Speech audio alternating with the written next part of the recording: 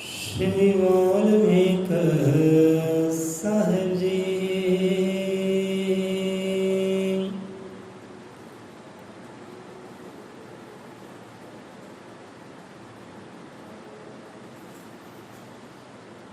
प्रभु वाल्मीकाय नमो नमः।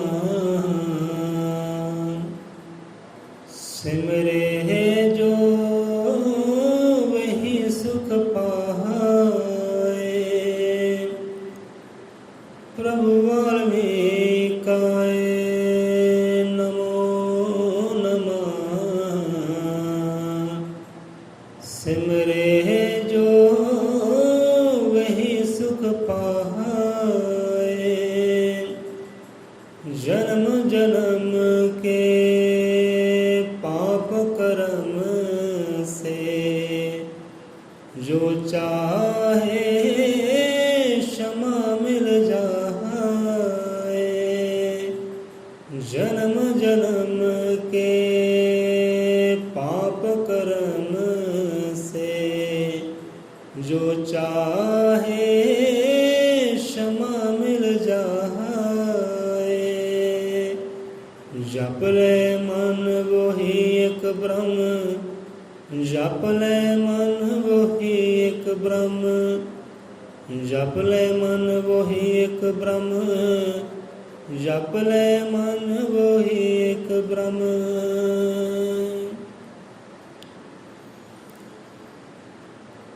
वही एक ब्रह्म, वही एक ब्रह्म, वही एक ब्रह्म।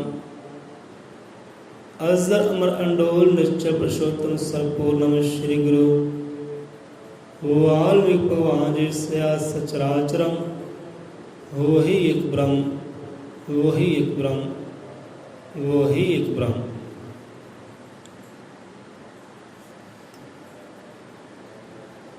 अजर त्रिकालदर्शी श्री गुरु वाल्मीकि भगवान जी महाराज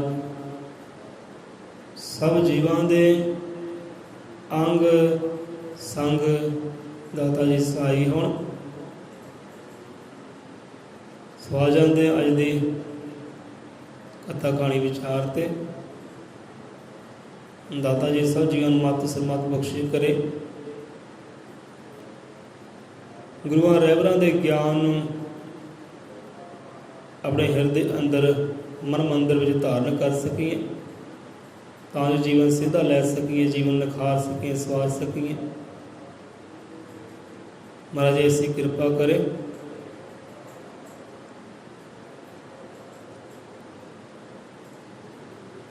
पिछे जो कहानी आप अधूरी छड्डी सी उन्होंने पूरा करना यत्न करते हैं। बड़े ज्ञान की गल लैण वाली है कथा कहानी तो कि जो चाहे क्षमा मिल जाए। इस श्लोक में आया ना कि जन्म जन्म के पाप कर्म से जो चाहे क्षमा मिल जाए।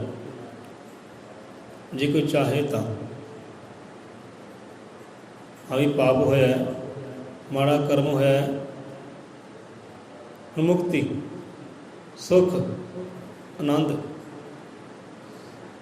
जे बंदा चाहे उन्हें पापा तो विकारा तो मुक्ति पा भी सकता है। जे चाहे तो जन्म जन्म के कहते पाप तो उत्ते जाते हैं। जन्म जन्म के जो कुरकर्म होंगे है वो चंगे कर्मां च तब्दील हो सकते हैं, वह सुख पा सकता है जे चाहे तो। जे किसी चाह ही ना होवे आनंद नूं पाउण दी, सुख नूं पाउण दी, पापां तो मुक्त होण दी, रब भी उत्थे कुछ नहीं कर सकता। कि अपनी चाह है ना, कहते ना जिधर चाह तो उधर राह। चाह होवे तो राह भी अपने आप नूं दिस पैंदे। और आप दे अंदर चाह सी गुरु घर जाण दा, भावें घोर हनेरा क्यों ना होवे राह दिस ही पैंदा, बंदा पहुँच ही जाता है। चाह होना चाहिए कहते कि जन्म जन्म के पाप कर्म से जो चाहे क्षमा मिल जाए। बख्श दिंदा परमात्मा, कहते तू बख्शनहारा है। गल ये भी है कि यह नहीं कि परमात्मा बख्शनहारा तो पाप करी जा कर्म ਕੁਰਕਰਮ ਕਰੀ ਜਾ। ਇਹੀ ਬੰਦਾ ਸੋਚਣਾ ਰੱਖੇ ਕਿ ਪ੍ਰਮਾਤਮਾ ਜੀ ਬਖਸ਼ਣਹਾਰਾ ਹੈ। ਤੈਨੂੰ ਬਖਸ਼ਣਹਾਰਾ ਕੌਣ ਕਹਿੰਦਾ? ਹੁੰਦਾ ਨਾ ਬਾਣੀ 'ਚ ਕਿ ਤੈਨੂੰ ਬਖਸ਼ਣਹਾਰਾ ਕੌਣ ਕਹਿੰਦਾ? ਮੈਂ ਪਾਪੀ ਹਾਂ, ਗੁਨਹਗਾਰ, ਤੂੰ ਬਖਸ਼ਣਹਾਰਾ ਹੈ, ਬਖਸ਼ ਲੈਂਦਾ ਹੈ। ਪਰ ਬੰਦਾ ਇਹ ਨਾ ਸੋਚੇ ਕਿ ਹਾਂ ਵੀ ਪ੍ਰਮਾਤਮਾ ਬਖਸ਼ ਦਿੰਦਾ ਹੈ, ਬਖਸ਼ਣਹਾਰਾ ਹੈ, ਤੇ ਮੈਂ ਪਾਪ ਹੀ ਕਰੀ ਜਾਵਾਂ, ਕੁਰਕਰਮ ਹੀ ਕਰੀ ਜਾਵਾਂ, ਉਹਨੇ ਬਖਸ਼ ਹੀ ਦੇਣਾ। ਇਹ ਬੰਦਾ ਸੋਚਣਾ ਰੱਖੇ ਚਲੋ ਉਹਨੇ ਬਖਸ਼ ਦੇਣਾ। ਹੁਣ ਚਾਹੇ ਤਾਂ ਕਦੇ ਖਿਮਾ ਮਿਲ ਸਕਦੀ ਹੈ ਪਾਪਾਂ ਤੋਂ, ਗੁਨਾਹਾਂ ਤੋਂ, ਬੰਦਾ ਸੱਚ ਦੇ ਮਾਰਗ ਵਿੱਚ ਜਾ ਸਕਦਾ ਹੈ, ਬਖਸ਼ਿਆ ਜਾ ਸਕਦਾ ਹੈ ਤੇ ਚਾਹੇ ਤਾਂ। ਹੁਣ ਕਥਾ ਕਹਾਣੀ ਸਾਂਝੀ ਕਰਦੇ। ਕਥਾ ਕਹਾਣੀ ਆਪਾਂ ਕਈ ਵਾਰ ਪੜ੍ਹੀ ਵੀ ਹੈ,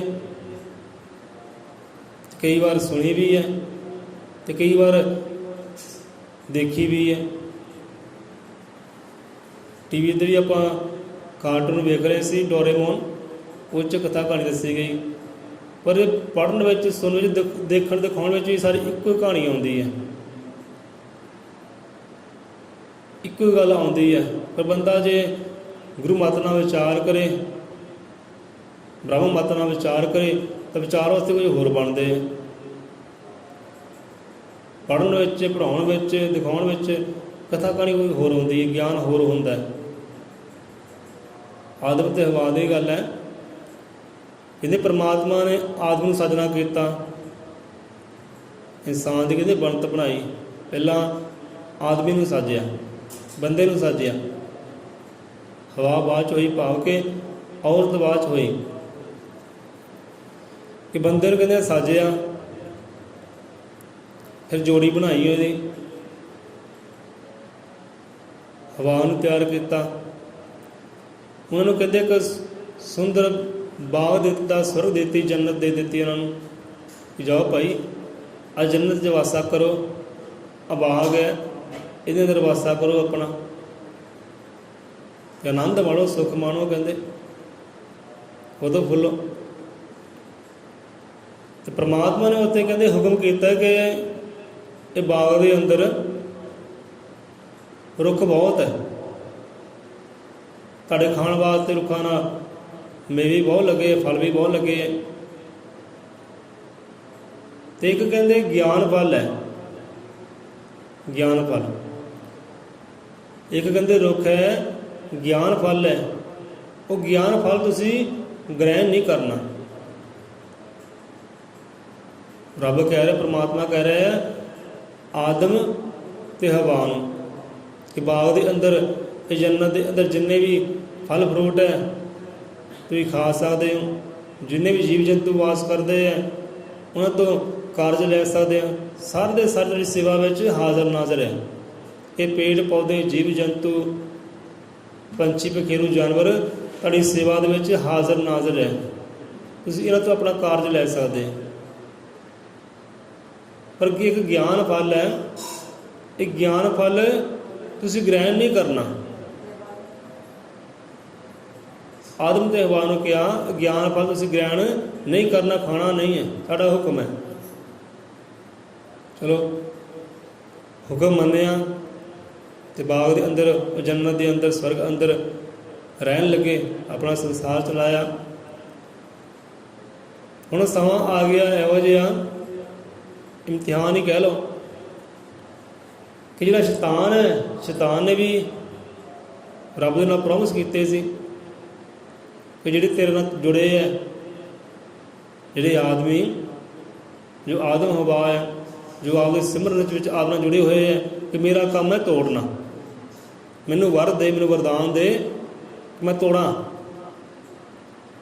ਸ਼ੈਤਾਨ ਕਹਿੰਦਾ, ਸ਼ੈਤਾਨ ਨੇ ਵਰ ਲੈ ਲਿਆ ਪਰਮਾਤਮਾ ਕੋਲ ਤੋੜਨ ਦਾ ਕਿ ਜਿਹੜੇ ਤੇਰੀ ਸਿਫਤ ਕਰਦੇ, ਸਲਾਹ ਕਰਦੇ, ਤੇਰੀ ਬੰਦਗੀ ਕਰਦੇ, ਭਗਤ ਕਰਦੇ, ਤੇ ਹੁਕਮ ਦੀ ਪਾਲਣਾ ਕਰਦੇ ਆ ਨਾ, ਮੈਂ ਇਹੋ ਜਿਹੀ ਕਰਨੀ ਕਿ ਉਹ ਹੁਕਮ ਦੀ ਉਲੰਘਣਾ ਕਰਨ, ਤੇਰੀ ਭਗਤ ਨਾ ਕਰਨ, ਤੈਨੂੰ ਸਿਮਰਨ ਨਾ, ਤੈਨੂੰ ਚੇਤੇ ਨਾ ਕਰ, ਇਹੋ ਜਿਹਾ ਮੈਨੂੰ ਵਰ ਦੇ ਪਰਮਾਤਮਾ। ਤੇ ਪਰਮਾਤਮਾ ਰੱਬ ਹੈ ਜੋ ਕਹਿੰਦੇ ਮੰਗੋਗੇ ਮਿਲਦਾ, ਦੇਵਨਹਾਰ ਹੈ। ਸ਼ੈਤਾਨ ਨੇ ਵਰ ਲੈ ਲਿਆ ਤੋੜਨ ਦਾ ਕਿ ਮੈਂ ਤੋੜਨਾ ਹੈ, ਤੇਰੇ ਨਾਲ ਕਿਸੇ ਜੀਵ ਨੂੰ ਜੁੜਨ ਦੇਣਾ ਹੀ ਨਹੀਂ। ਕੁੱਲ ਮੇਰੀ ਸਿਫਤ ਸਲਾਹ ਸਵੇਰੇ ਮੇਰੇ ਨਾਲ ਕਹਿੰਦਾ ਜੁੜੇ। ਸ਼ੈਤਾਨ ਕਹਿੰਦਾ ਮੇਰੇ ਨਾਲ ਜੁੜੇ, ਮੇਰੀ ਸਿਫਤ ਸਲਾਹ ਕਰੇ। ਵਰ ਲੈ ਲਿਆ ਰੱਬ ਕੋ, ਪਰਮਾਤਮਾ ਤੋਂ ਮੇਰਾ ਕੰਮ ਤੋੜਨਾ। ਪਰਮਾਤਮਾ ਨੇ ਕਹਿਣਾ ਕੀਤਾ ਜਾ ਭਾਈ, ਤੈਨੂੰ ਵਰ ਦਿੱਤਾ, ਵਰਦਾਨ ਦਿੱਤਾ, ਤੂੰ ਤੋੜ, ਤੂੰ ਆਪਣਾ ਪ੍ਰਯਾਸ ਕਰ, ਕੋਸ਼ਿਸ਼ ਕਰ। ਪਰ ਜਿਹੜਾ ਮੇਰਾ ਹੋਏਗਾ ਨਾ ਉਹ ਕਦੇ ਟੁੱਟੇਗਾ ਨਹੀਂ। ਤੂੰ ਲੱਖ ਯਤਨ ਕਰ ਲੈ, ਜਿਹੜਾ ਵਾਕਈ ਦਿਲੋਂ ਮੇਰਾ ਹੋਏਗਾ, ਹਿਰਦੇ ਤੋਂ ਮੇਰਾ ਹੋਏਗਾ, ਉਹ ਟੁੱਟੇਗਾ ਨਹੀਂ। ਤੂੰ ਲੱਖ ਯਤਨ ਕਰ ਲਈ, ਲੱਖ ਪ੍ਰਯਾਸ ਕਰ ਲੈ। ਚਲੋ ਪ੍ਰੋਮਿਸ ਹੋ ਗਏ। ਸ਼ੈਤਾਨ ਵੀ ਗਿਆ, ਆਦਮ ਹਵਾ ਵੀ ਆਨੰਦ ਨਾਲ ਰਹਿਣ ਲੱਗੇ। ਹੁਣ ਸਮਾਂ ਆਇਆ, ਸ਼ੈਤਾਨ ਇੱਕ ਨਾਗ ਦਾ, ਸੱਪ ਦਾ ਕਹਿੰਦੇ ਰੂਪ ਧਾਰਨ ਕਰਕੇ ਬਾਗ ਦੇ ਅੰਦਰ ਗਿਆ। ਬਾਗ ਦੇ ਅੰਦਰ ਗਿਆ ਤਾਂ ਹੁਣ ਹਵਾ ਹੈ, ਨਾਰੀ ਆ, ਹੁਣ ਉਕਸਾ ਰਿਹਾ ਉਹਨੂੰ, ਆਪਣੇ ਬਚਨਾਂ ਵਿੱਚ ਲਿਆ ਰਿਹਾ ਹੈ ਕਿ ਮੇਰੀ ਮੰਨੇ। ਜੋ ਰੱਬ ਦਾ ਹੁਕਮ ਸੀ ਨਾ, ਉਹ ਹੁਕਮ ਦੀ ਕਰੇ ਉਲੰਘਣਾ। ਹੁਣ ਕਹਿਣ ਲੱਗਾ ਕਿ ਹਾਂ ਵੀ ਰੱਬ ਨੇ ਤੁਹਾਨੂੰ ਹੁਕਮ ਕੀਤਾ ਕਿ ਆਹ ਫਲ ਤੁਸੀਂ ਗਿਆਨ ਫਲ ਨਹੀਂ ਖਾਣਾ। ਸ਼ੈਤਾਨ ਕਹਿੰਦਾ ਮੈਂ ਤਾਂ ਤੁਹਾਨੂੰ ਕਹਿੰਦਾ ਕਿ ਤੁਸੀਂ ਖਾਵੋ, ਤੁਹਾਡੇ 'ਚ ਭਲਾ, ਇਹ 'ਚ ਭਲਾ ਹੈ ਤੁਹਾਡਾ, ਤੁਹਾਡੀ ਬੁੱਧੀ ਦਾ ਵਿਕਾਸ ਹੋਵੇਗਾ, ਤੁਸੀਂ ਸ਼ਕਤੀਆਂ ਭਗਤੀਆਂ ਮਾਲਕ ਬਣ ਸਕਦੇ ਹੋ, ਤੁਸੀਂ ਕਹਿੰਦੇ ਖਾਵੋ। ਸ਼ੈਤਾਨ ਕਹਿ ਰਿਹਾ ਪਹਿਲਾਂ ਤਾਂ ਨਾ ਨੁਕਰ ਨਾਰੀ ਕਰ ਰਹੀ ਹੈ, ਹਵਾ ਕਰ ਰਹੀ ਹੈ, ਪਰ ਸ਼ੈਤਾਨ ਦਾ ਕੰਮ ਹੈ, ਸ਼ੈਤਾਨ ਦਾ ਕੰਮ ਹੈ ਉਲਟ ਪਾਸੇ ਲਾਉਣਾ। ਹੁਣ ਇੱਥੇ ਕਥਾ ਕਹਾਣੀ ਪੜ੍ਹਨ 'ਚ ਹੋਰ ਆਉਂਦੀ ਹੈ। ਹੁਣ ਆਪਾਂ ਹਜ਼ਰਤ ਈਸਾ ਮਸੀਹ ਦੀ ਇੱਕ ਫਿਲਮ ਵੀ ਦੇਖ ਰਹੇ ਸੀ, ਉਹ 'ਚ ਵੀ ਸਟਾਰਟਿੰਗ ਵਿੱਚ ਇਹੀ ਕਥਾ ਕਹਾਣੀ ਆਈ, ਪਰ ਗੱਲ ਉੱਥੇ ਵੀ ਹੋ ਰਹੀ ਸੀ। ਹੁਣ ਵਿਚਲਾ ਭੇਦ ਕੀ ਹੈ? ਹੁਣ ਇੱਕ ਪਾਸੇ ਪਰਮਾਤਮਾ ਹੁਕਮ ਵੀ ਹੋ ਸਕਦਾ ਹੈ। ਪਰਮਾਤਮਾ ਨੇ ਕਿਹਾ ਸੀ ਕਿ ਹਾਂ ਵੀ ਇਹ ਗਿਆਨ ਫਲ ਤੁਸੀਂ ਨਹੀਂ ਖਾਣਾ। ਮੰਨ ਲਓ ਕੋਈ ਹੁਕਮ ਸੀ ਪਰਮਾਤਮਾ ਦਾ, ਪਰ ਜਿਹੜੇ ਕਰਦੇ ਹੁਕਮ ਦੀ ਉਲੰਘਣਾ ਉਹ ਕਿੱਦਾਂ ਆਨੰਦ ਪਾਉਣਗੇ? ਸੋ ਇੱਕ ਪਾਸੇ ਇਹ ਵੀ ਲਾ ਸਕਦੇ ਕਿ ਪਰਮਾਤਮਾ ਹੁਕਮ ਦੀ ਉਲੰਘਣਾ ਹੋਈ ਹੈ, ਅਤੇ ਉਲੰਘਣਾ ਕਰਨ ਵਾਲੇ ਕਦੇ ਆਨੰਦ ਪਾ ਸਕਦੇ ਨਹੀਂ, ਖਿਮਾ ਦੇ ਪਾਤਰ ਕਦੇ ਹੋ ਸਕਦੇ ਨਹੀਂਗੇ। ਸੋ ਇੱਥੇ ਪਰਮਾਤਮਾ ਹੁਕਮ ਦੀ ਹੋਈ ਹੈ ਉਲੰਘਣਾ। ਸੋ ਸ਼ੈਤਾਨ ਦੇ ਗੱਲਾਂ ਵਿੱਚ ਆ ਗਈ ਹੈ ਹਵਾ। ਉਸ ਵੇਲੇ ਆਦਮ ਜਿਹੜਾ ਸੰਗ ਨਹੀਂ ਸੀ, ਕੋਲ ਨਹੀਂ ਸੀ। ਅਤੇ ਅੱਜ ਵੀ ਦੇਖੋ ਜ਼ਿਆਦਾਤਰ ਔਰਤ ਜਿਹੜੀ ਹੈ ਨਾ, ਉਹੀ ਗੱਲਾਂ 'ਚ ਆਉਂਦੀ ਹੈ। ਲੋਕਾਂ ਦੀਆਂ ਗੱਲਾਂ ਵਿੱਚ ਇੱਕ ਔਰਤ ਜ਼ਿਆਦਾ ਆਉਂਦੀ ਹੈ। ਕੋਈ ਵੀ ਗੱਲ ਕਰਦੇ ਫਲਾਣਾ ਇੱਦਾਂ, ਫਲਾਣਾ ਉੱਦਾਂ, ਉੱਧਰ ਜਾਓ ਇੱਧਰ ਜਾਓ, ਔਰਤ ਪਹਿਲਾਂ ਦੌੜੇਗੀ, ਔਰਤ ਪਹਿਲਾਂ ਦੌੜੇਗੀ, ਬੰਦਾ ਨਹੀਂ ਦੌੜਦਾ। ਇਹ ਤਾਂ ਵੇਖ ਲਿਓ ਮੰਦਿਰਾਂ ਮਸੀਤਾਂ ਗੁਰਦੁਆਰਿਆਂ ਵਿੱਚ ਦੌੜ ਜ਼ਿਆਦਾ ਔਰਤਾਂ ਦੀ ਹੁੰਦੀ ਹੈ। ਬੰਦੇ ਤਾਂ ਕੋਈ ਵਿਰਲਾ ਹੀ ਜਾਂਦਾ, ਬੰਦਾ ਜਾਏਗਾ ਗਿਆਨ ਕਰਕੇ, ਔਰਤ ਜਾਂਦੀ ਹੈ ਸ਼ਰਧਾ ਕਰਕੇ। ਸ਼ਰਧਾ ਗਿਆਨ 'ਚ ਬਹੁਤ ਫਰਕ ਹੈ। ਸ਼ਰਧਾ ਇਕੱਲੀ ਹੋਵੇ ਭਟਕਾਊ ਹੈ, ਨਾਲ ਗਿਆਨ ਹੋਵੇ ਤਾਂ ਚੜ੍ਹਦੀ ਕਲਾ ਹੈ। ਹੁਣ ਭਟਕ ਗਈ ਹਵਾ, ਭਟਕਣਬਾਜ਼ੀ ਵਿੱਚ ਹਵਾ ਆ ਗਈ, ਸ਼ੈਤਾਨ ਦੀਆਂ ਗੱਲਾਂ 'ਚ ਹਵਾ ਆ ਗਈ, ਤਾਂ ਜਿਹੜਾ ਗਿਆਨ ਫਲ ਸੀ ਉਹ ਗ੍ਰਹਿਣ ਕਰ ਲਿਆ, ਖਾਣਾ ਕਰ ਲਿਆ। ਇੱਥੇ ਹੁਕਮ ਦੀ ਹੋ ਗਈ ਉਲੰਘਣਾ। ਹੁਣ ਇੱਥੇ ਬੰਦਾ ਵਿਚਾਰ ਕਰੇ, ਗੁਰੂ ਮਾਤਾ ਨਾਲ ਸੋਚੇ, ਜੇ ਪਰਮਾਤਮਾ ਨੇ ਗਿਆਨ ਫਲ ਸਾਜਿਆ ਸੀ ਤਾਂ ਕਿਉਂ ਸਾਜਿਆ? ਗ੍ਰਹਿਣ ਕਰਨ ਵਾਸਤੇ ਸਾਜਿਆ ਹੋਏਗਾ ਨਾ। ਹਾਂ ਸਮਾਂ ਆਏਗਾ ਆਪਾਂ ਤੁਹਾਨੂੰ ਹੁਕਮ ਕਰਾਂਗੇ, ਤੁਸੀਂ ਗ੍ਰਹਿਣ ਕਰਿਓ। ਅਜੇ ਹੁਕਮ ਨਹੀਂ ਸੀ ਹੋਇਆ। ਹੁਣ ਜੇ ਪਰਮਾਤਮਾ ਨੇ ਹੋਰ ਫਲ ਫਰੂਟ ਵੀ ਬਣਾਏ ਸੀ, ਉਹ ਵੀ ਖਾਣ ਵਾਸਤੇ ਬਣਾਏ ਸੀ ਨਾ। ਜੇ ਪੇੜ ਪੌਦੇ ਜੀਵ ਜੰਤੂ ਬਣਾਏ ਇਨਸਾਨ ਦੀ ਸੇਵਾ ਵਾਸਤੇ ਬਣਾਏ, ਕਿ ਇਨਸਾਨ ਤੇਰੀ ਸੇਵਾ ਬੰਦਗੀ ਵਿੱਚ ਹੈ, ਤੂੰ ਸੇਵਾ ਲੈ ਇਹਨਾਂ ਤੋਂ। ਇਹ ਚੀਜ਼ਾਂ ਬਣਾਈਆਂ ਸੀ ਉਹ ਇਨਸਾਨ ਦੀ ਸੇਵਾ ਲਈ ਬਣਾਈਆਂ ਸੀ, ਅਤੇ ਜੇ ਗਿਆਨ ਫਲ ਬਣਾਇਆ ਸੀ ਉਹ ਵੀ ਤਾਂ ਖਾਣ ਵਾਸਤੇ ਬਣਾਇਆ ਹੋਏਗਾ ਨਾ। ਪਰ ਇਹ ਹੁਕਮ ਨਹੀਂ ਸੀ ਹੋਇਆ। ਹੁਣ ਬੰਦਾ ਕੋਈ ਦੇਖੋ ਵਿਗਿਆਨੀ ਕੋਈ ਕਾਣ ਕੱਢਦਾ ਹੈ, ਹੁਣ ਸਾਈਕਲ ਦੀ ਕਾਣ ਕੱਢੀ, ਸਾਈਕਲ ਦੀ ਕਾਣ ਕੱਢੀ ਅਤੇ ਕਾਹਦੇ ਵਾਸਤੇ ਕੱਢੀ? ਕਿ ਬੰਦੇ ਦਾ ਜੀਵਨ ਜਿਹੜਾ ਸੌਖਾ ਹੋ ਸਕੇ। ਪਹਿਲਾਂ ਸਾਈਕਲ ਦੀ ਆਕਾਰ ਹੋਰ ਸੀ, ਚਲੋ ਹੌਲੀ ਹੌਲੀ ਤਬਦੀਲ ਹੋਇਆ, ਬਾਈਕ ਆ ਗਈ। ਵਿਗਿਆਨੀ ਨੇ ਕਾਣ ਕੱਢੀ, ਕਿਉਂ ਕੱਢੀ? ਕਿ ਬੰਦਾ ਦਾ ਜੀਵਨ ਸੌਖਾ ਹੋ ਸਕੇ। ਤੇ ਪਰਮਾਤਮਾ ਜੇ ਗਿਆਨ ਫਲ ਤਿਆਰ ਕੀਤਾ ਤੇ ਖਾਣ ਵਾਸਤੇ ਤਿਆਰ ਕੀਤਾ ਹੋਏਗਾ ਨਾ, ਵੇਖਣ ਵਾਸਤੇ ਨਹੀਂ ਤਿਆਰ ਕੀਤਾ। ਹੁਣ ਘਰ ਵਿੱਚ ਮਾਪੇ ਕੋਈ ਫਲ ਫਰੂਟ ਲੈ ਕੇ ਆਉਂਦੇ ਆ, ਰੱਖਦੇ ਫਰਿੱਜ ਦੇ ਅੰਦਰ। ਹੁਣ ਜੇ ਘਰ ਵਿੱਚ ਫਲ ਫਰੂਟ ਮਾਪੇ ਲੈ ਕੇ ਆਏ ਤਾਂ ਬੱਚਿਆਂ ਦੇ ਖਾਣ ਵਾਸਤੇ ਲੈ ਕੇ ਆਏ ਨਾ, ਦੇਖਣ ਵਾਸਤੇ ਨਹੀਂ ਲੈ ਕੇ ਜਾਏਗਾ ਇਹਨੂੰ ਕੀੜੇ ਪੈ ਜਾਣ ਤਾਂ ਲੈ ਕੇ ਆਏ। ਤੇ ਬੱਚੇ ਨੇ ਜੇ ਖਾ ਵੀ ਲਿਆ ਮਾਪੇ ਪਿਰਾਂ ਤੋਂ ਚੋਰੀ ਤਾਂ ਫੇਰ ਕੀ ਹੋ ਗਿਆ? ਜੇ ਘਰ ਲਿਆਂਦਾ ਸੀ ਖਾਣ ਵਾਸਤੇ ਲਿਆਂਦਾ ਸੀ ਨਾ। ਪਰਮਾਤਮਾ ਜੇ ਗਿਆਨ ਫਲ ਤਿਆਰ ਕੀਤਾ ਖਾਣ ਵਾਸਤੇ ਤਿਆਰ ਕੀਤਾ ਸੀ, ਪਰ ਅਜੇ ਹੁਕਮ ਨਹੀਂ ਸੀ ਹੋਇਆ। ਇੱਥੇ ਹੋ ਗਈ ਹੁਕਮ ਦੀ ਉਲੰਘਣਾ। ਕਹਿਣਾ ਕੀਤਾ ਪਰਮਾਤਮਾ ਕਿ ਤੁਸੀਂ ਗਿਆਨ ਫਲ ਨਹੀਂ ਖਾਣਾ, ਬਾਕੀ ਸਾਰੇ ਤੁਸੀਂ ਫਲ ਖਾ ਸਕਦੇ ਹੋ। ਹਰ ਇੱਕ ਜੀਵ ਜੰਤੂ ਤੁਸੀਂ ਸੇਵਾ ਲੈ ਸਕਦੇ ਹੋ, ਤੁਹਾਡੀ ਸੇਵਾ ਵਿੱਚ ਹਰ ਵੇਲੇ ਹਾਜ਼ਰ ਨਾਜ਼ਰ ਰਹਿ। ਬਸ ਆਹ ਕਰਮ ਨਹੀਂ ਕਰਨਾ, ਗਿਆਨ ਫਲ ਨਹੀਂ ਖਾਣਾ। ਅਤੇ ਸ਼ੈਤਾਨ ਦਾ ਕੰਮ ਕੀ ਹੈ? ਤੋੜਨਾ, ਭਟਕਾਉਣਾ। ਉਹਨੇ ਵਰ ਲਿਆ ਹੈ ਪਰਮਾਤਮਾ ਤੋਂ, ਉਹਨੇ ਭਟਕਾਇਆ, ਤੋੜਿਆ ਜੁੜਿਆ ਹੋਇਆਂ ਨੂੰ। ਹੁਣ ਗਿਆਨ ਫਲ ਲਿਆ ਖਾ। ਹੁਣ ਪਰਮਾਤਮਾ ਨੂੰ ਖਬਰ ਹੋ ਗਈ। ਪਰਮਾਤਮਾ ਕਿਹੜੇ ਖਬਰ ਨਹੀਂ ਪਈ? ਕਣ ਕਣ ਦੀ ਉਹਨੂੰ ਖਬਰ ਹੈ, ਕਿੱਥੇ ਕੀ ਕੁਝ ਹੋ ਰਿਹਾ, ਕੌਣ ਕੀ ਕਰ ਰਿਹਾ, ਸਾਰੇ ਪਤਾ ਹੈ ਪਰਮਾਤਮਾ ਨੂੰ। ਕੋਈ ਸਾਜਣ ਵਾਲਾ ਉਹ ਹੈ। ਹੁਣ ਪਰਮਾਤਮਾ ਵੀ ਕਹਿੰਦੇ ਉੱਥੇ ਹਾਜ਼ਰ ਨਾਜ਼ਰ ਹੋ ਗਏ।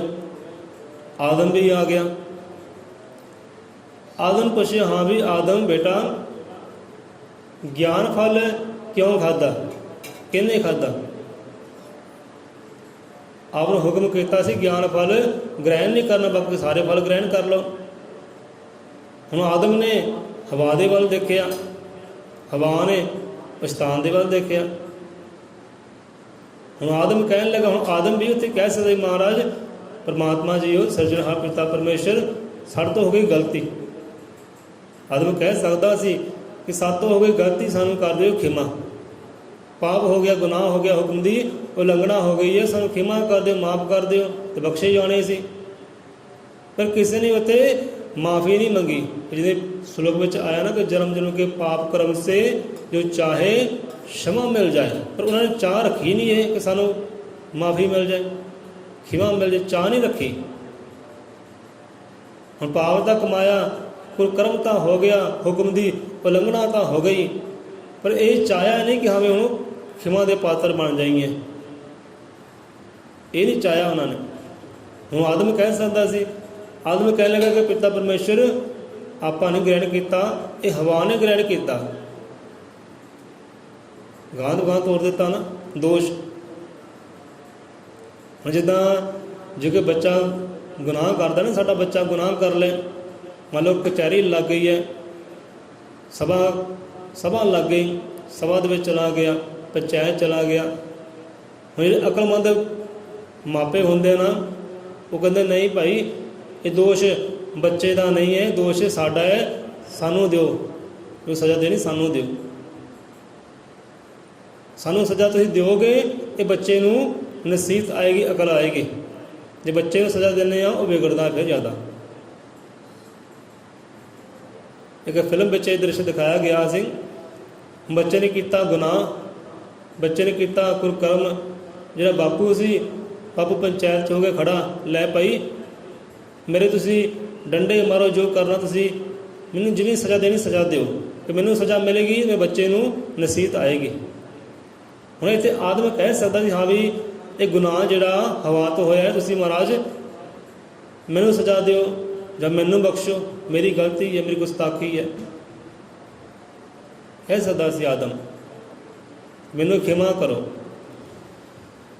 पर खिमा किसी ने नहीं मंगी। आदम कहता हवा ने खाधा ज्ञान फल, तो हवा कहन लगी कि नहीं परमात्मा जी हो आ शैतान है, इन्हें मैनू भटकाया, इन्हें मैनू भटकाया, इन्हें मैनू खवाया, ये सारा दोष ही इहदा है। क्योंकि शैतान ने तो पहले ही परमात्मा वर दिता सी, भाई तू भटका, तेरा काम भटकाउणा है, तेरा काम तोड़ना है, तू तोड़, तो जिहड़ा मेरा होगा वो कभी टुटेगा नहीं। ये तुसीं कर्म किया, मैनू भुल के किया, हुक्म नूं भुला के किया है, हुण सज़ा भुगतो। जे खिमा मंग लेंदे तो बख्शे जाते, पर खिमा किसी ने ना, खिमा आदम ने मंगी, ना खिमा हवा ने मंगी, तो ना ही खिमा शैतान ने मंगी। शैतान का काम ही सी ना तोड़ना, भटकाउणा, उन्हें अपना काम किया, तुरदा होया। ਉਹਦਾ ਕੋਈ ਦੋਸ਼ ਹੀ ਨਹੀਂ। ਹੁਣ ਤਾਂ ਪਹਿਲਾਂ ਹੀ ਵਰ ਦਿੱਤਾ ਪਰਮਾਤਮਾ ਕਿ ਤੂੰ ਕਰ ਭਾਈ, ਜੋ ਤੂੰ ਕਰਨਾ ਕਰ, ਤੈਨੂੰ ਖੁੱਲ੍ਹੀ ਆਜ਼ਾਦੀ ਹੈ।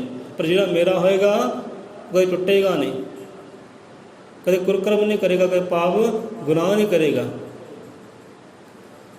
ਸੋ ਕਥਾ ਕਹਾਣੀ ਇਹ ਹੈ ਕਿ ਦੋਸ਼ ਲਗਾਏ, ਇਹਨੇ ਕੀਤਾ, ਉਹਨੇ ਕੀਤਾ ਤਾਂ ਉਹਨੇ ਕੀਤਾ। ਜਦੋਂ ਆਪਾਂ ਇੱਦਾਂ ਕਰਦੇ ਹਾਂ ਤਾਂ ਆਪਾਂ ਵੀ ਗੁਨਾਹਾਂ ਦੇ ਪਾਤਰ ਬਣਦੇ ਹਾਂ, ਪਾਪਾਂ ਦੇ ਪਾਤਰ ਬਣਦੇ ਹਾਂ, ਅਤੇ ਬਖਸ਼ੇ ਕਦੇ ਨਹੀਂ ਜਾਵਾਂਗੇ।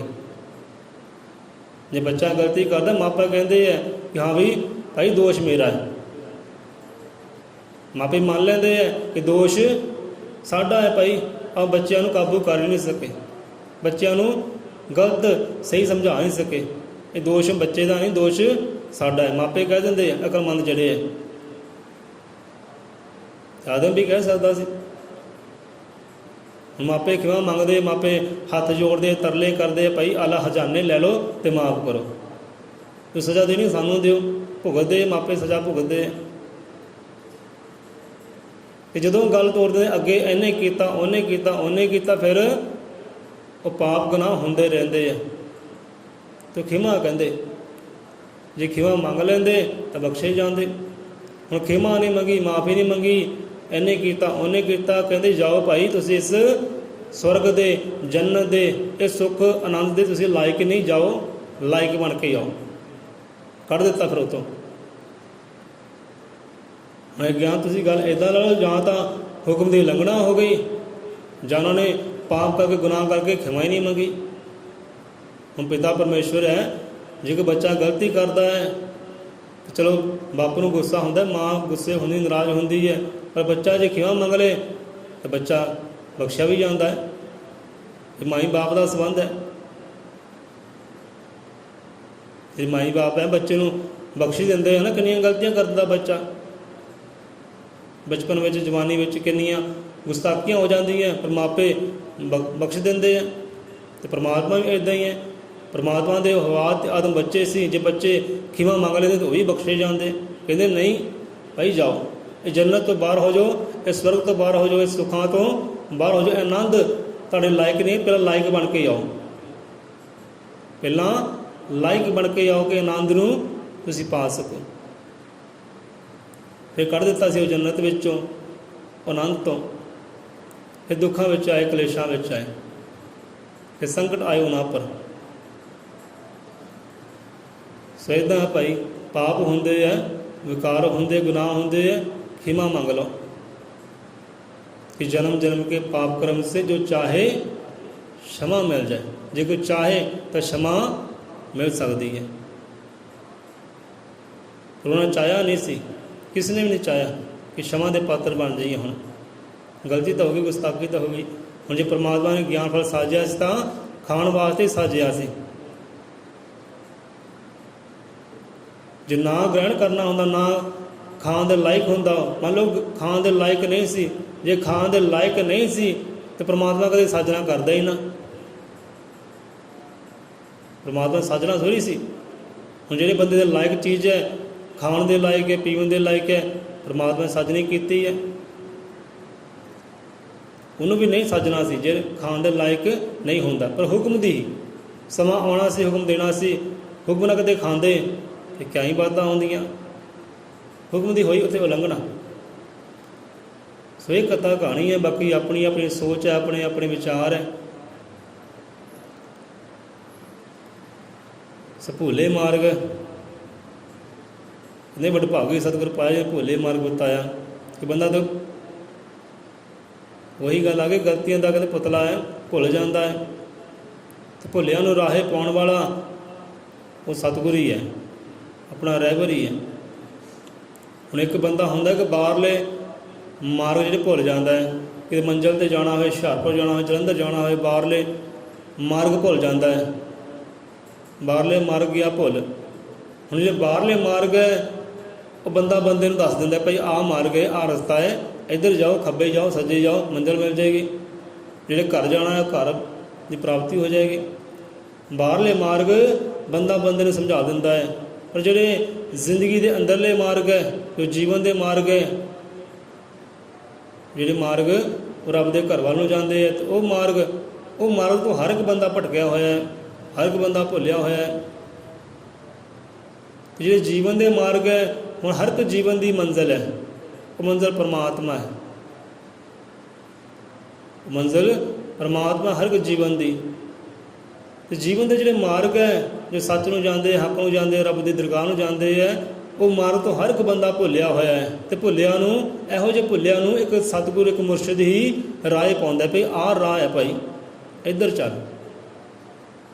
ਇਹਦਾ ਵੱਡਾ ਭਾਗੀ ਸਤਿਗੁਰੂ ਪਾਇਆ ਜਿਹਨੇ ਭੁੱਲੇ ਮਾਰਗ ਬਤਾਇਆ। ਮੈਂ ਭਾਈ ਵੱਡਾ ਭਾਗਾ ਹੈ, ਕਰਮਾਂ ਵਾਲਾ ਹੈ, ਉੱਚੇ ਲੇਖਾਂ ਵਾਲਾ, ਜਿਹਨੂੰ ਪੂਰਨ ਸਤਿਗੁਰੂ ਦੀ ਪ੍ਰਾਪਤੀ ਹੋਈ ਹੈ ਅਤੇ ਪੂਰਨ ਸਤਿਗੁਰੂ ਮੈਨੂੰ ਰਾਹ ਦਿਖਲਾਇਆ ਹੈ, ਉਹ ਹੱਕ ਦਾ, ਉਹ ਸੱਚ ਦਾ। ਭੁੱਲ ਗਿਆ ਸੀ ਅਤੇ ਭੁੱਲਿਆ ਨੂੰ ਉਹੀ ਰਾਹ ਪਾਉਂਦੇ ਜੋ ਜਾਣਦੇ ਹੁੰਦੇ ਆ, ਜਿਹੜੇ ਤੁਰੇ ਹੁੰਦੇ ਆ, ਜਿਹੜੇ ਮੰਜ਼ਿਲ ਨੂੰ ਪਾਇਆ ਹੁੰਦਾ, ਉਹੀ ਉਹ ਮੰਜ਼ਿਲ ਤੱਕ ਪਹੁੰਚਾਉਂਦੇ ਆ। ਸੋ ਇੱਥੇ ਹੀ ਆਪਾਂ ਰਸਨਾ ਦਿੰਦੇ ਹਾਂ ਵਿਸ਼ਰਾਮ। ਸਵਾਜ ਬਾਣੀ ਪੜ੍ਹਦੇ ਬੜੇ ਡੂੰਘੇ, ਬੜੇ ਗਹਿਰੇ ਵਿਚਾਰ ਆਏ ਹੈ। ਇਹ ਬਾਤ ਅਗੰਮ ਦੀ, ਇਹ ਹੈ ਵਿਸ਼ਾ ਵਿਸ਼ਾਲ, ਮਾਨਸ ਜਾਮਾ ਜੀਵਨ ਮਿਲਦਾ ਕਰਮਾਂ ਨਾਲ। ਮਾਨਸ ਜਾਮਾ ਮਿਲਿਆ ਹੈ ਭਾਈ, ਇਹਦੀ ਕਦਰ ਕਰੋ, ਸਮਝੋ ਕਿਉਂ ਮਿਲਿਆ ਹੈ, ਵਿਚਾਰ ਕਰੋ ਕਿਉਂ ਮਿਲਿਆ ਹੈ ਅਤੇ ਕਿੱਦਾਂ ਮਿਲਿਆ ਹੈ। ਬੰਦਾ ਦੇਖੋ ਦਾਸ ਲੈ ਕੇ ਆਉਂਦਾ ਕਿ ਭਾਈ ਜੀਵਨ ਅੰਦਰ ਕੋਈ ਦੁੱਖ ਨਾ ਹੋਵੇ, ਸੰਕਟ ਨਾ ਹੋਵੇ, ਮੁਸੀਬਤ ਨਾ ਹੋਵੇ, ਸੁੱਖ ਹੀ ਸੁੱਖ ਹੋਵੇ। ਹੁਣ ਜੇ ਆਪਾਂ ਸੁੱਖ ਹੀ ਸੁੱਖ ਮੰਗਦੇ ਹਾਂ ਤੇ ਵੀ ਗਲਤ ਗੱਲ ਹੈ। ਇਹ ਗੱਲ ਕਿੱਦਾਂ ਗਲਤ ਹੈ ਕਿ ਸੁੱਖ ਮੰਗਣਾ ਵੀ ਗਲਤ ਕੰਮ ਹੈ। ਬੰਦਾ ਕਹਿੰਦਾ ਜੀਵਨ ਅੰਦਰ ਕੋਈ ਦੁੱਖ ਨਾ ਹੋਵੇ, ਕਸ਼ਟ ਨਾ ਹੋਵੇ, ਮੁਸੀਬਤ ਨਾ ਹੋਵੇ, ਕੋਈ ਰੋਗ ਨਾ ਹੋਵੇ, ਬਿਮਾਰੀ ਨਾ ਹੋਵੇ, ਤਾਂ ਇੱਦਾਂ ਵੀ ਹੋ ਨਹੀਂ ਸਕਦਾ ਕਿ ਜਿੰਨਾ 'ਚ ਪਹਿਲਾਂ ਹੀ ਆਪਾਂ ਕਹਿੰਦੇ ਹਾਂ ਕਿ ਜਿੰਨਾ 'ਚ ਸਵਾਸ ਚੱਲਣੇ ਆ ਨਾ, ਸਵਾਸ ਚੱਲਦੇ ਆ, ਜਿੰਨਾ 'ਚ ਕੋਈ ਜੀਵਨ ਹੈ, ਇਹ ਸਵਾਸ ਹੈ, ਦੁੱਖ ਵੀ ਆਉਣੇ ਅਤੇ ਸੁੱਖ ਵੀ ਆਉਣੇ। ਅਤੇ ਜੇ ਦੁੱਖਾਂ ਨੂੰ ਕਰਦੇ ਹੋ ਖਤਮ, ਕਿ ਪ੍ਰਮਾਤਮਾ ਮੇਰੇ ਦੁੱਖਾਂ ਨੂੰ ਖਤਮ ਕਰ ਦੇ, ਜੇ ਪ੍ਰਮਾਤਮਾ ਦੁੱਖਾਂ ਨੂੰ ਖਤਮ ਕਰਦੇ ਫਿਰ ਕੀ ਹੋਏਗਾ? ਫਿਰ ਜ਼ਿੰਦਗੀ ਖਤਮ, ਫਿਰ ਜੀਵਨ ਖਤਮ, ਸਮਾਪਤ। ਸੋ ਦੁਆ ਕਰੋ, ਅਰਦਾਸ ਬੇਨਤੀ ਕਰੋ ਕਿ ਪ੍ਰਮਾਤਮਾ ਦੁੱਖ ਆਉਣ, ਮੁਸੀਬਤਾਂ ਆਉਣ, ਕਸ਼ਟ ਆਉਣ, ਮੁਸ਼ਕਿਲਾਂ ਆਉਣ, ਹਿੰਮਤ ਦੇ, ਹੌਸਲੇ ਦੇ, ਕਿ ਲੜ ਸਕੀਏ, ਸਾਹਮਣਾ ਕਰ ਸਕੀਏ, ਡੋਲੀਏ ਕਦੇ ਨਾ, ਥੜਕੀਏ ਕਦੇ ਨਾ, ਐਸੀ ਕਿਰਪਾ ਕਰੋ। ਅਤੇ ਇਹ ਜਿਹੜੀ ਗੱਲ ਜਿਹੜੀ ਹੈ, ਵਿਚਾਰ ਆਰਤੀ ਵਿੱਚ ਵੀ ਆਉਂਦੇ ਆ। ਇੱਕ ਆਰਤੀ ਹੈ ਜੋ ਆਪਾਂ ਪੜ੍ਹਦੇ ਨਹੀਂ, ਗਾਉਂਦੇ ਨਹੀਂ, ਕਈ ਵਾਰ ਪੜ੍ਹੀ ਹੈ, ਉੱਥੇ ਆਉਂਦੇ ਆ।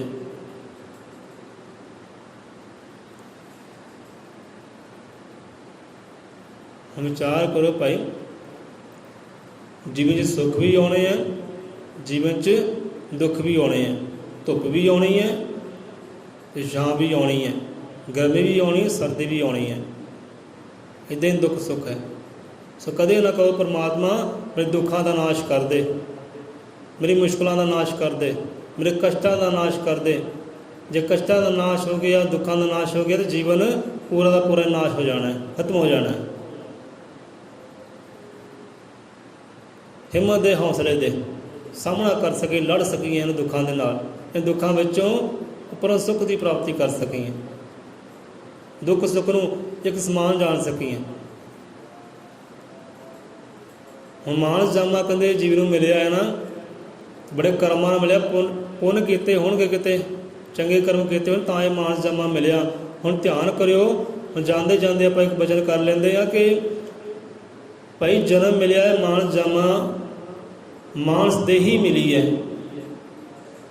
ਤਾਂ ਨੇਕ ਕਰਮ ਕਰ ਲਓ। ਜੇ ਮਾਨਸ ਜਾਮਾ ਆਪ ਨੂੰ ਪ੍ਰਾਪਤ ਹੋਇਆ, ਸਾਨੂੰ ਪ੍ਰਾਪਤ ਹੋਇਆ ਨਾ, ਇਹ ਮਾਨਸ ਜਾਮੇ ਵਿੱਚ ਰਹਿੰਦਿਆਂ ਸਵਾਸ ਰਹਿੰਦੇ ਚੰਗੇ ਕਰਮ ਕਰ ਲਓ, ਪੁੰਨ ਕਰ ਲਓ, ਦਾਨ ਕਰ ਲਓ, ਧਰਮ ਕਰ ਲਓ, ਹੱਕ ਦੀ ਕਿਰਤ ਕਰ ਲਓ, ਔਰ ਰੱਬ ਦਾ ਨਾਮ ਸਿਮਰਨ ਕਰ ਲਓ। ਜੇ ਕੋਈ ਪਾਪ ਗੁਨਾਹ ਹੋ ਵੀ ਜਾਂਦਾ ਤਾਂ ਖਿਮਾ ਮੰਗ ਲਓ, ਰੱਬਾ ਮਾਫ ਕਰੀ, ਦਾਤਾ ਮਾਫ ਕਰੀ, ਖਿਮਾ ਕਰੀ। ਜੇ ਕੋਈ ਵਿਕਾਰ ਹੋ ਵੀ ਜਾਂਦਾ, ਗੁਨਾਹ ਹੋ ਵੀ ਜਾਂਦਾ ਨਾ, ਮਾਫੀ ਮੰਗ ਲਓ। ਪੁੰਨ ਕਰੋ, ਦਾਨ ਕਰੋ, ਚੰਗੇ ਕਰਮ ਕਰੋ, ਨੇਕੀਆਂ ਕਮਾਓ ਜਿੰਨੀਆਂ ਕਮਾਓ ਹੁੰਦੀਆਂ। ਕਿਉਂਕਿ ਇੱਕ ਵਾਰ ਜੇ ਇਹ ਜਾਮਾ ਗਿਆ ਨਾ, ਜੀਵਨ ਗਿਆ, ਬੰਦਾ ਪੈ ਗਿਆ ਪੰਛੀਆਂ ਦੇ ਜੋਨੇ, ਜਾਨਵਰ ਦੇ ਜੋਨੇ, ਰੁੱਖਾਂ ਦੇ ਜੋਨੇ, ਫਿਰ ਦੁਬਾਰਾ ਇਹ ਮਾਨਸ ਦੇਹੀ ਨਹੀਂ ਪ੍ਰਾਪਤ ਹੋਣ ਵਾਲੀ।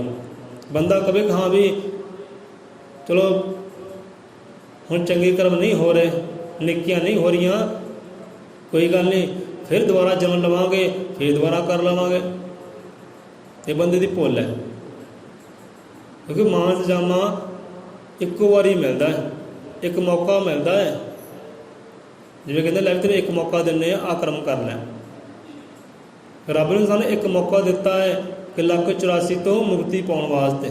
ਇੱਕ ਮੌਕਾ, ਜਿਹਨੇ ਮੌਕਾ ਸੰਭਾਲ ਲਿਆ ਉਹ ਤਾਂ ਪਰਮਾਤਮਾ ਵਿੱਚ ਸਦਾ ਲਈ ਲੀਨ ਹੋ ਜਾਏਗਾ। ਜਿਹਨੇ ਮੌਕਾ ਨਹੀਂ ਸੰਭਾਲਿਆ, ਵਿਸ਼ਿਆਂ ਵਿੱਚ ਰਿਹਾ, ਵਿਕਾਰਾਂ ਵਿੱਚ ਰਿਹਾ, ਪਾਪਾਂ ਵਿੱਚ ਰਿਹਾ, ਗੁਨਾਹਾਂ ਵਿੱਚ ਰਿਹਾ, ਲੋਕਾਂ ਦੀ ਤੋੜਨ ਵਿੱਚ ਹੀ ਰਿਹਾ, ਤੋੜਨ ਦਾ ਹੀ ਕੰਮ ਕੀਤਾ, ਜੋੜਨ ਦਾ ਕਦੇ ਕੰਮ ਹੀ ਨਹੀਂ ਕੀਤਾ, ਉਹ ਫਿਰ ਬੰਦਾ ਜਾਂਦਾ ਹੈ ਪਸ਼ੂਆਂ ਦੀ ਜੂਨੇ, ਪੰਛੀਆਂ ਦੀ ਜੂਨੇ, ਰੁੱਖਾਂ ਦੀ ਜੂਨੇ। ਅਤੇ ਜਿਹੜਾ ਇੱਕ ਵਾਰੀ ਉਹ ਜੂਨੇ 'ਚ ਗਿਆ ਨਾ, ਕਿ ਮੁੜ ਕੇ ਉਹਨਾਂ ਚਿਰ ਵਾਪਸ ਨਹੀਂ ਆਉਂਦਾ ਜਿੰਨਾ ਚਿਰ ਦੁਨੀਆ ਦੀ ਫਨਾ ਨਹੀਂ ਹੋ ਜਾਂਦਾ। ਜਿੰਨਾ ਚਿਰ ਇਹ ਦੁਨੀਆ ਦਾ, ਸੰਸਾਰ ਦਾ ਫਨਾ ਨਹੀਂ ਨਾ ਹੋ ਜਾਂਦਾ, ਉਹਨਾਂ ਚਿਰ ਵਾਪਸ ਨਹੀਂ ਆਉਂਦਾ। ਮਰਦਾ ਹੈ, ਜਾਂਦਾ ਹੈ, ਪਸ਼ੂਆਂ ਦੀ ਜੂਨੇ ਵਿੱਚ ਰਹਿੰਦਾ ਹੈ। ਹੁਣ ਪਸ਼ੂਆਂ ਦੀ ਜੂਨੇ ਕਿੱਦਾਂ ਰਹਿੰਦਾ? ਕਿਉਂਕਿ ਪਸ਼ੂ ਹੈ, ਪੰਛੀ ਹੈ, ਪਰਿੰਦੇ ਹੈ। ਹੁਣ ਇਹ ਦੇਖੋ, ਕੋਈ ਦਾਨ ਪੁੰਨ ਤਾਂ ਕਰ ਨਹੀਂ ਸਕਦੇ, ਨਾ ਉਹ ਦਾਨ ਕਰ ਸਕਦੇ, ਨਾ ਪੁੰਨ ਕਰ ਸਕਦੇ, ਨਾ ਚੰਗੇ ਕਰਮ ਕਰ ਸਕਦੇ ਹੈ, ਨਾ ਤਾਂ ਰੱਬ ਦਾ ਸਿਮਰਨ ਭਗਤੀ ਕਰ ਸਕਦੇ ਹੈ। ਫਿਰ ਮਾਨਸ ਜਾਮਾ ਕਿੱਦਾਂ ਮਿਲੇ? ਇੱਦਾਂ ਦੀ ਚਾਲ ਜਿਹੜੀ ਤੁਰੀ ਰਹਿੰਦੀ ਹੈ, ਉਹਨਾਂ ਚਿਰ ਤੁਰੀ ਰਹਿੰਦੀ ਹੈ ਚਾਲ ਜਿੰਨਾ ਚਿਰ ਦੁਨੀਆ ਫਨਾ ਨਹੀਂ ਹੋ ਜਾਂਦੀ। ਦੁਨੀਆ ਕਈ ਵਾਰ ਫਨਾ ਹੋਈ ਹੈ ਅਤੇ ਕਈ ਵਾਰੀ ਵਸੀ ਵੀ ਹੈ, ਕਈ ਵਾਰ ਉਜੜੀ ਹੈ, ਕਈ ਵਾਰ ਵਸੀ ਹੈ। ਇਹ ਸਾਰਾ ਉਹਦੇ ਹੱਥ ਹੈ। ਹੁਣ ਧਿਆਨ ਕਰੋ ਭਾਈ, ਮਾਨ ਜਾਮਾ ਮਿਲਿਆ ਹੈ, ਪੁੰਨ ਕਮਾ ਲਓ, ਨੇਕੀਆਂ ਕਮਾ ਲਓ, ਰੱਬ ਦਾ ਸਿਮਰਨ ਭਗਤੀ ਕਰ ਲਓ, ਆਪਣੇ ਘਰ ਦਾ ਕਰਤ ਵੀ ਕਰੋ, ਸਿਮਰਨ ਭਗਤੀ ਵੀ ਕਰ ਲਓ, ਤਾਂ ਜੋ ਸਿਮਰਨ ਭਗਤੀ ਦੇ ਬਲ ਸਦਕਾ ਤੁਹਾਨੂੰ ਦੁਬਾਰਾ ਮਾਨਸ ਜੋਨੀ ਮਿਲ ਸਕੇ। ਜੇ ਮੁਕਤੀ ਨਾ ਮਿਲੇ ਤਾਂ ਦੁਬਾਰਾ ਮਾਨਸ ਜੋਨੀ ਮਿਲ ਸਕਦੀ, ਜੇ ਭਗਤੀ ਹੋਏਗੀ ਤਾਂ। ਇਹਦਾ ਜਨਮ ਜਨਮ ਦੀ ਭਗਤੀ ਹੁੰਦਾ ਪ੍ਰਭੂ ਦਿਆਲ। ਜਨਮ ਜਨਮ ਦੀ ਭਗਤੀ ਹੋਵੇ ਤਾਂ ਮਾਨਸ ਜਾਮਾ ਮਿਲਦਾ ਰਹਿੰਦਾ ਹੈ। ਜੇ ਭਗਤੀ ਨਾ ਹੋਵੇ, ਨੇਕ ਕਰਮ ਨਾ ਹੋਵੇ, ਪੁੰਨ ਦਾਨ ਨਾ ਹੋਵੇ, ਤਾਂ ਬੰਦਾ ਜਾਂਦਾ ਹੈ ਪਸ਼ੂਆਂ ਦੀ ਜੋਨੇ। ਜੇ ਪਸ਼ੂਆਂ ਦੀ ਜੋਨੇ ਗਿਆ ਤਾਂ ਮੁੜ ਕੇ ਫਿਰ ਵਾਪਸ ਨਹੀਂ ਆਉਂਦਾ, ਕਿਉਂਕਿ ਉੱਥੇ ਨਾ ਤਾਂ ਭਗਤੀ ਹੋਣੀ, ਨਾ ਸਿਮਰਨ ਹੋਣਾ, ਨਾ ਚੰਗੇ ਕਰਮ ਹੋਣੇ ਹੈ, ਤਾਂ ਬੰਦਾ ਫਿਰ 84 ਗੇੜੇ ਪਿਆ ਰਹਿੰਦਾ ਹੈ। ਅਤੇ ਨਰਕਾਂ ਦੀ ਗੱਲ ਆਉਂਦੀ ਹੈ ਕਿ ਜੇ ਨਰਕ ਹੈ, ਜੇ 84 ਲੱਖ ਜੂਨਾਂ ਹੈ ਤਾਂ 84 ਲੱਖ ਨਰਕ ਵੀ ਹੈ। ਜੇ 84 ਲੱਖ ਜੂਨਾਂ ਹੈ, 84 ਲੱਖ ਨਰਕ ਵੀ ਹੈ। ਆ ਬਿੱਲੀ ਹੋਇਆ, ਕੁੱਤਾ ਹੋਇਆ, ਪਸ਼ੂ ਹੋਏ, ਇਹ ਕੀ ਨਰਕ ਹੀ ਭੋਗ ਰਹੇ ਵਿਚਾਰੇ। ਜੇ ਡੰਗਰ ਹੈ, ਜਾਨਵਰ ਹੈ, ਉਹ ਨਰਕ ਹੀ ਹੰਢਾ ਰਹੇ ਹੈ। ਇੱਕ ਬੰਦਾ ਹੀ ਹੈ ਜਿਹਨੇ ਸਾਰੀਆਂ ਦਾਤਾਂ ਰੱਬ ਨੇ ਬਖਸ਼ੀ ਕੀਤੀਆਂ, ਸਾਰੇ ਗੁਣ ਹੀ ਰੱਬ ਨੇ ਬਖਸ਼ੀ ਕੀਤੇ ਹੈ, ਸਾਰੀਆਂ ਭਗਤੀਆਂ ਆਪਣੇ ਸਾਰੇ ਜੋ ਸੁਭਾਅ ਹੈ ਬੰਦੇ ਨੂੰ ਬਖਸ਼ੀ ਕੀਤੇ, ਨਰ ਨਾਰੀ ਨੂੰ ਬਖਸ਼ੀ ਕੀਤੇ। ਪਰ ਬੰਦਾ ਫਿਰ ਵੀ ਨਹੀਂ ਸਮਝਦਾ। ਸਮਝੇਗਾ ਕਦੋਂ? ਜਦੋਂ ਚੰਗੇ ਗੁਰੂ ਦੇ ਪੂਰਨ ਸੰਤ ਦੇ ਚਰਨੀ ਲੱਗੇਗਾ ਤਾਂ। ਉਹੀ ਗੱਲ ਨਾ ਆ ਗਈ ਨਾ ਫਿਰ ਉੱਤੇ ਘੁੰਮ ਘੁਮਾ ਕੇ, ਵਡਭਾਗੀ ਸਤਿਗੁਰੂ ਪਾਇਆ ਜਿਹਨੇ ਭੁੱਲੇ ਮਾਰਗ ਬਤਾਇਆ। ਬੰਦਾ ਭੁੱਲਿਆ ਹੀ ਬੈਠਾ ਕਿ ਮੈਂ ਕਿਉਂ ਆਇਆ, ਕੀ ਕਰਨ ਵਾਸਤੇ, ਕਿੱਦਾਂ ਮੈਨੂੰ ਜੀਵਨ ਮਿਲਿਆ, ਦੁਬਾਰਾ ਮਿਲੇਗਾ ਕਿ ਨਹੀਂ ਮਿਲੇਗਾ।